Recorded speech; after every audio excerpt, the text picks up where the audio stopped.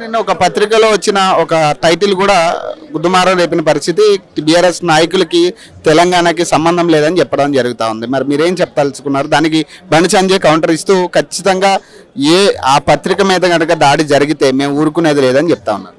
మేము పత్రిక మీద దాడి జరగడం అంటే ఇప్పుడు అనవసరంగా మా కేటీఆర్ సార్ అంటే కేసీఆర్ సార్ అంటే మా బీఆర్ఎస్ ఎవరినన్నా కానీ మేము ఖబర్దార్, మేము ఏది దేనికైనా సిద్ధమే, మేము చేసుడు కాదు చేసి చూపిస్తాం కూడా. అక్కడ బీజేపీ వాళ్ళైతే ఇక మనం చోటేబాయి బాడేబాయి ఇక మనకు తెలిసిందే ఇక వాళ్ళ ముచ్చట. కాబట్టి వాళ్ళు భయపడ్డారు కాబట్టి ఈరోజు పోలీస్ సెక్యూరిటీ పెట్టుకున్నారు. దమ్మున్నోడైతే అన్నే కూర్చోవాలా. మేము ఈసారి అయితే ఇక మేము వాళ్ళు ఓడు వీళ్ళు ఓడు కాదు, ఆడోళ్ళు మేము పోయి కొట్టేసి వస్తాము. రేవంత్ రెడ్డి రాడు ఇంకెక్కడ వస్తాడు, ఆడు పోయి ఆడ కూర్చున్నాక ఇంకేడు వస్తాడు.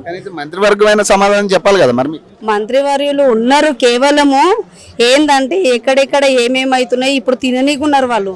ఏందంటే వాళ్ళు ఇన్నేళ్ళు వాళ్ళు ఇట్లా ఆకలితో ఉన్నారు కాబట్టి వాళ్ళు ఆకలి నింపుకుంటున్నారు మంత్రివర్యులు, అంతేగాని ఇంకెక్కడ లేదు. కనీసము ఈ రోజు ఇన్ని అవుతుంటే కూడా ఒక మంత్రివర్యులు వచ్చి ఎక్కడ మాట్లాడడం లేదు. ఇక్కడ వచ్చి మాట్లాడే ముఖాలు ఉన్నాయా వాళ్ళకు?